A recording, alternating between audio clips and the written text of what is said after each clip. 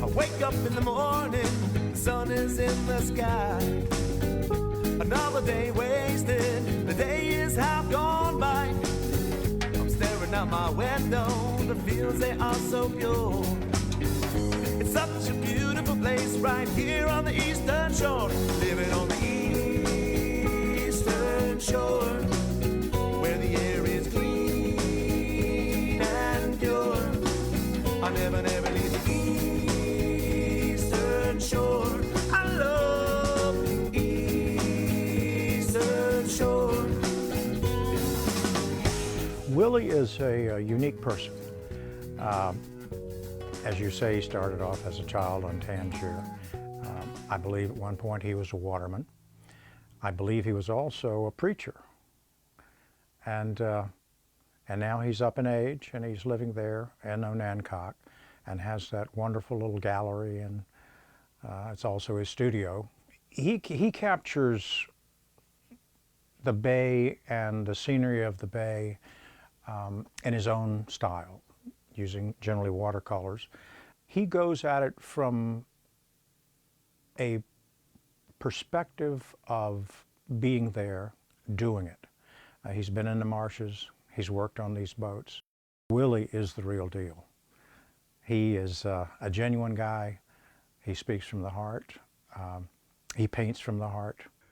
I saw myself in minnow ditches, on the surface of the tide, looking down to someone who is looking up at me.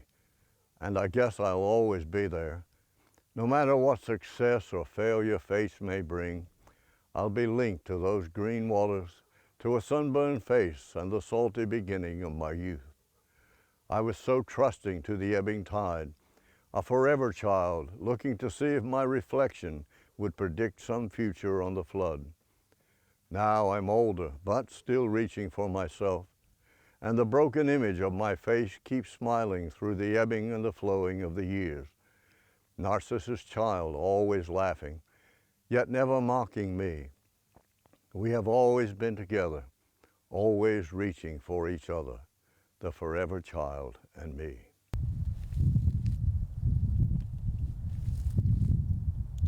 In his art, he wants people to see what's special to him, what's special about the place, and he's talking about his home place and its connection to that place, which is so important. And he wants to show people, here we are, we're the Eastern Shore, we're special, this is our place. You know, we want you to see it. Please come see it, please. But you know, be gentle with it. This is my place, this is my home. He's welcoming them essentially into his home. As the director of a small museum, it's all about the story. You know, we have artifacts in here and they're just artifacts. If there's no story that goes with them, they're worthless. A painting is worthless if there's not a story. So what Willie does is he paints pictures of boats and marshes and creeks, and that tells the story, and that helps to perpetuate this wonderful heritage that is the Eastern Shore of Virginia. And every picture that he creates tells a story. If you look at a lot of his, and we have quite a few of his paintings in here, if you look at a picture of a boat up on a marsh, that boat was more than likely a real boat with a real story. It had a name, it had a builder, and it had people that worked on her. So what I would say is the beautiful thing about the art is it tells a story that we need to tell. Watching the waves, hey, hey, on the Chesapeake Bay. Not just a place, it's a state of mind. Ain't no coming down from a Chesapeake high. Ain't no coming down from a Chesapeake high. Spend a lot of time down by the waterline.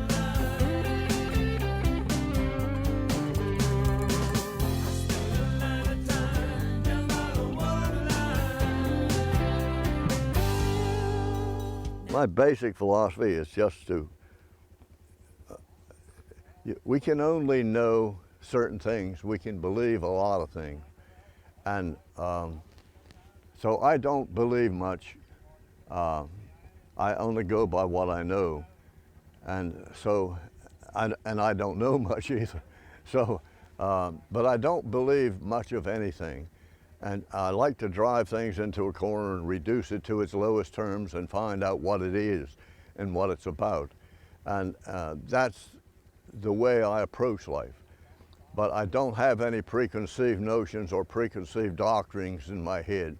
I don't have anything that's hanging on me that's forcing me to believe this, because I don't believe anything. They'll say, you must believe in something. No, I don't have to believe in anything. Belief doesn't make any difference. We can believe all kinds of things. That doesn't mean that they're true. But knowledge is something that you have to have in front of you. You see it, touch it, feel it, smell it. That's how we know things. Willie is an artist, a poet, and a philosopher, and has changed his beliefs over the years. Having grown up on the small Chesapeake Bay island of Tangier, graduating college in South Carolina, and meeting his wife Iris, he moved to Skykomish, Washington, started a church, and continued to study painting. We graduated in June from college, and by August or by July, we were in Washington State. He had a church there. Then the next year we went to Oregon, and he had a church there. And then he met some hippies, and we started listening to them, and that made sense. And it was fun and interesting, and we came back to Virginia, and it's just been a steady growth of wow. Then I got to know the hippies, and I fell in love with the hippies. I found out they were very worldly wise. Well, I'm from Tangier, you know, and I wasn't very worldly wise. And eventually we would have sometimes 12 to 15 people in our house at night, and we'd sit around and talk about things, and I loved that. And I found in these people a hunger, you know, that was a beautiful thing, and I fell in love with those guys. I remember I had a friend out west who was a minister himself, and he had a very unique way of painting, but he was good, and I knew he was good, but he had a good grasp of art and what was art and what was not, and so he really tried to help me, and he helped me. He did help me a lot, and so. I remember one day I went down to the dock and I did a painting of Winchester Bay fish house, and it turned out so good. I said, this is good stuff. And I couldn't wait to get to show him. And so I went to his house and knocked on the door. I said, I came to show you this picture. And he said, Willie, you're an artist. And I'll never forget that. That put the cap on it for me, you know. And from then on, I considered myself an artist, whether I was or not.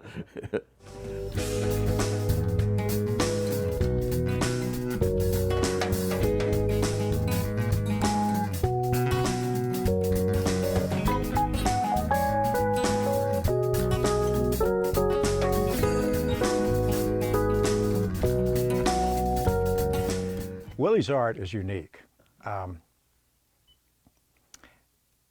He creates more than an image. He creates a sense of time and place that is really unique in the art world. It is moody, it's sensual, it's almost an image of something that can't exist but does exist. It's muted colors, a moody scene, somber, maybe there's lonesomeness involved. It's very rare that he can put those emotions together in a single painting. There's evidence of life, whether it be wildfowl, a person walking on the beach, a boat indicating human presence. But he does it in a beautiful way. It's almost like looking at poetry. It's very poetic in its manner. Willie has painted over 1,000 nature and maritime scenes. He's sold paintings since high school. When he lived out west, he studied under Richard Yip an art professor at the University of the Pacific. Willie would toss paintings that were not quite up to par in a stack. Folks would ask if they could buy them. Willie would say, "Sure, but I'm not going to sign them." Today, he has a picturesque and always changing gallery in Onancock, Virginia, with a studio upstairs. You know, he just starts with a clean sheet of paper, and all these years, since '69, I think it just comes out, whatever is just right there. I don't know. He's never said, well, I thought of this, what I'm going to do today. No. Because I see him do so many pictures at charities.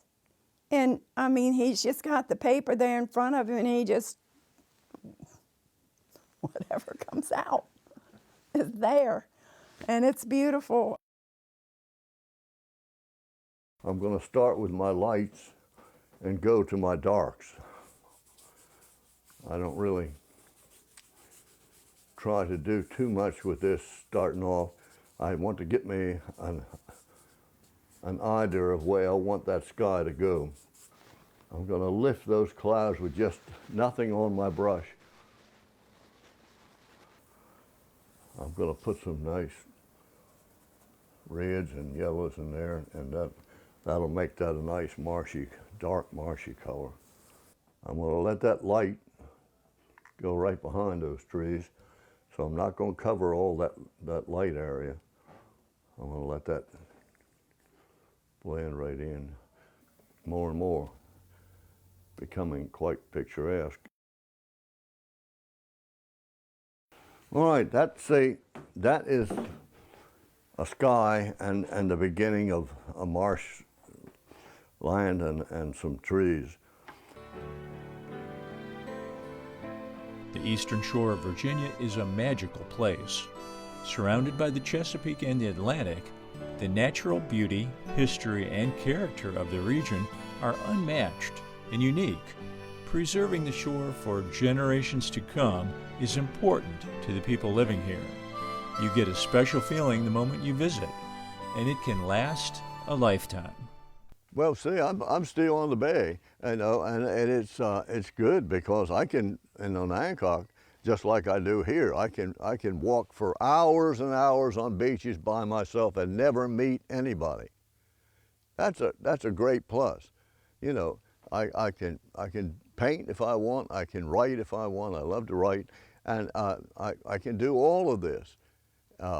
Where a lot of people are stuck in a job for so many hours, and when they get out, they're so tired they don't want to think anymore, and they don't, you know. So I've been lucky. I've been able to avoid all that, and I had my time of working too. And see, I was raised in a very religious home. And religion.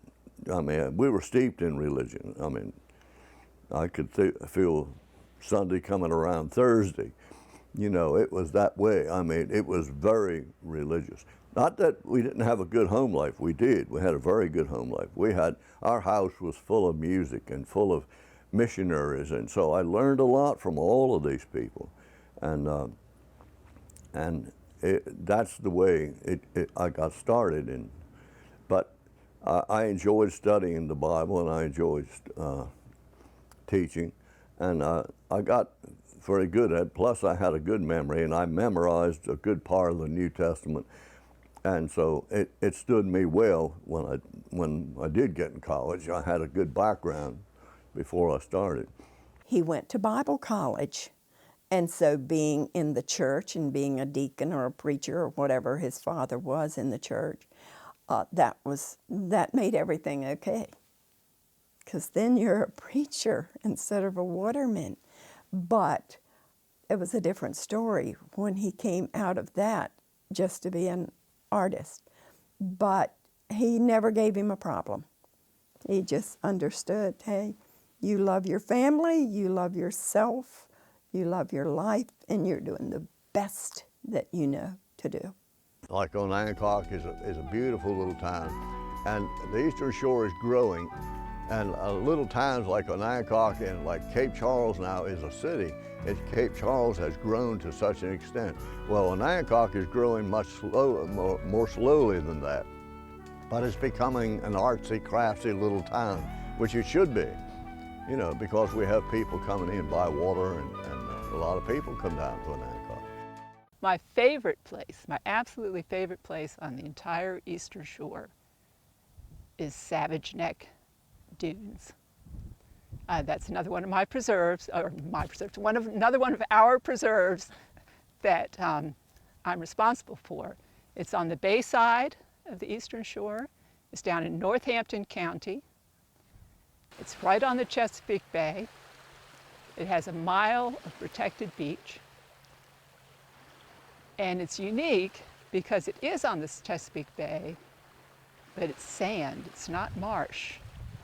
It's a sandy beach. It has 50-foot high dunes. Whole dune ridge, not just along the coast, but goes back behind. So there's dune ridges. Some of those dunes are about 50 feet high with, you know, an ancient maritime forest.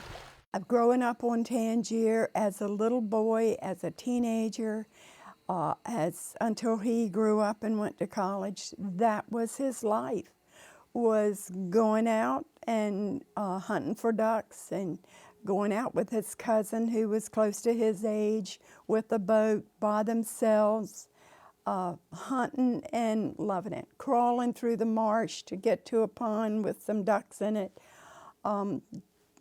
messing with crabs, going crabs, playing with crabs, in their little boats along the streams with other friends. Nature was all around him on Tangier. That's all they had to play with. That's what they did. They were with nature all the time and loved it. We spent all of our time shoving our little boats up those long, narrow ditches that ribbon through the marshes, and catching crabs. And crabs were our whole life when we were kids. I mean, this is what we did every day except Sunday. I mean, we chased crabs, and we'd sell a few of them to Miss Hilda, who owned the hotel, and we'd eat a bunch of them, but we didn't make any money doing it, not much. But we had a great deal of fun. Watermen in Virginia have a legendary, sometimes glamorous image, but growing up on the water with a family of watermen is really hard work. Whether you're out on Tangier or on any of the creeks along the Chesapeake, you'll find watermen that have had very few jobs on dry land. Most grow up on a creek, and they start around the water when they're very, very young. You know, I grew up on a creek. My whole family were watermen. My uncles were watermen, my father, my brother. And so it's just a natural thing that you're going to be around boats and you're going to be on the water. So you end up with a skiff. That's where, you know, it all starts. I had a skiff when I was very young. I didn't have my driver's license till I was 18. But you start in a skiff, and, you know, with 2 or 3 of your own pots, you know, because we're entrepreneurs even at a very young age. And very independent. And that's consistent. And a lot of watermen work until they can't work any longer. I grew up around a gentleman who was originally from Tangier, but settled many years ago in Hutton Creek. And he was in his 80s when his family finally said, you can't work on the water anymore. They were worried about his life. So most watermen work because that's all they know how to do. It's all they want to do. So it could span easily 70 plus years. It's one thing to see something in nature. You look out in nature and you see this large expanse and you say, okay, what is it that I like so much about this? You know, what am I seeing here, you know? And then I'd look at that sky, and it's such a beautiful sky, and those clouds were so beautiful, and I'd say, but I didn't know how to arrange it. So I arranged it exactly the way I saw it. But the way I saw it wasn't right. It was right for nature. Nature can get by with that. For instance, if you ride down Onancock Creek, you've got trees and they're all the same size and pretty much, and they look like just one. Well, nature can get by with that and it's beautiful, but an artist has to do something else. He has to make different shapes and sizes. He has to make your eye go in and out, and an artist can force you to see one thing. What Willie has captured is, one, the beauty of the place. He also captures kind of the isolation, and many times I look at Willie's art and it's like, you know, wow, this is really beautiful, but there's also a little bit of sadness there to me, because it is just something that could be so fleeting, you know, and I guess that's where we intersect, in that, you know, I'm involved in the protection of the special place. He's involved in the culture and capturing that culture and capturing the traditional ways of life here. And we both want to save it in some way, you know, despite everything else around us. So I think we mesh in that, but his art kind of conveys that to me. It's like I see his art and I say, this is a picture of what I'm trying to protect. It makes me feel good, but I also see, you know, the kind of wistfulness for what was at one time, and still is in many of these places, and hopefully will be. But in Willie's case, he clearly had a vision of, he saw a higher level perhaps of that scenery. And it inspired in him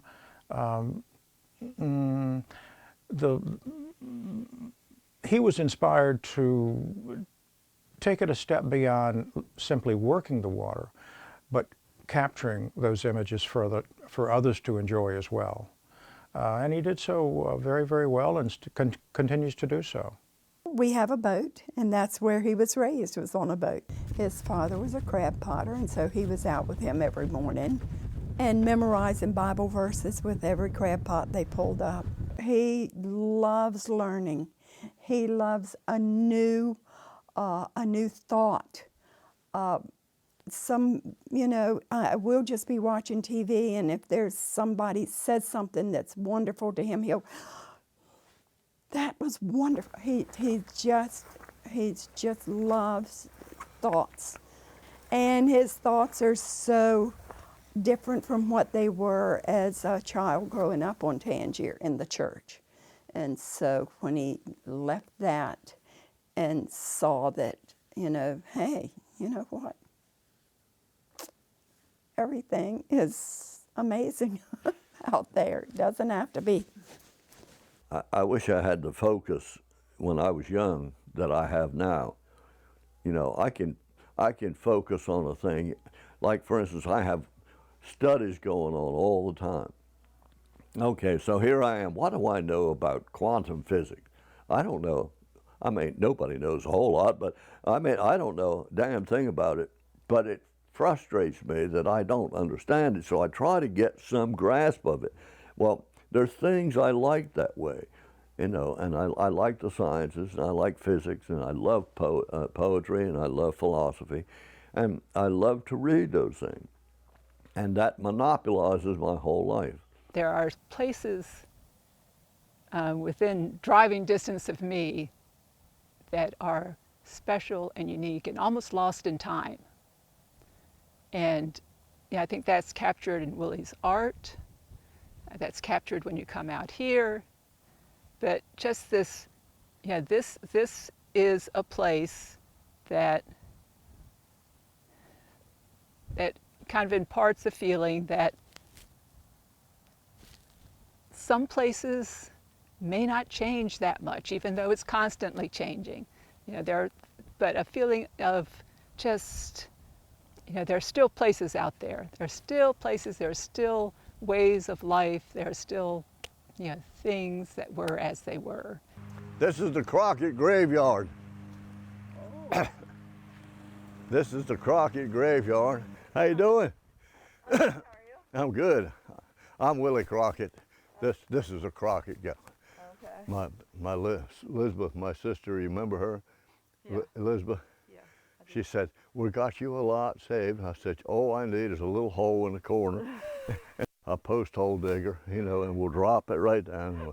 When my wife draws, we'll drop her right on top of it. Yeah, Nina and Willie. Out here, I mean, like I said, it's about the seafood business, but then we have so much wildlife around here, and the waterfowl, and that's part of Tangier. That's part of Tangier, and Willie's capturing that. And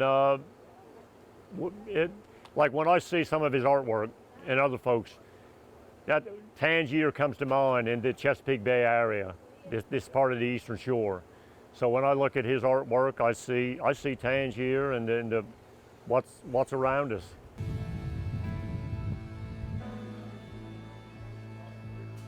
Willie knows almost everyone on the island, and it's like homecoming when he visits. Tangier, it's the people. It's the people and our way of life, the culture. Like whenever we talk about, you know, we have an erosion problem, and when we talk about saving Tangier, we're talking about not just a piece of land, we're talking about saving the people, a culture, a way of life. And Willie's part of that. Willie's part of that. Little did I realize how good this island was going to be for my work, because before I was a teenager, I knew every fish, I knew every bird, I knew every crab, I knew so many things, and I had shot more ducks than most people had seen, and so I learned how they fly, I learned how they came in, I learned how their wings set, and so all of that translated. I knew how these boats looked on the water, and so it was all there in front of me, and it was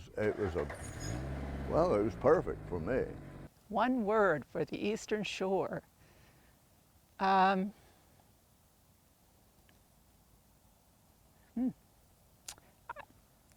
Salty. It's salty. It has an edge. Okay, so if you want to talk about somebody being salty, the shore is that way. It has an edge. You have to be prepared to get a little ribbing to hear, you know. So, and that saltiness, you know, reflects in the vegetation because it's unique. It reflects in the lifestyle. It reflects in the traditional ways people live. It's salty. It's just got that little edge.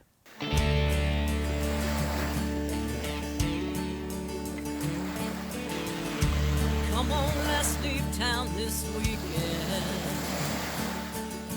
Grab some clothes and go like we did back when. Watch the leaves as they fall off the trees and fall in love again. We could go down to the seashore, grab a picnic basket at the old general store, spread a blanket out on the sand.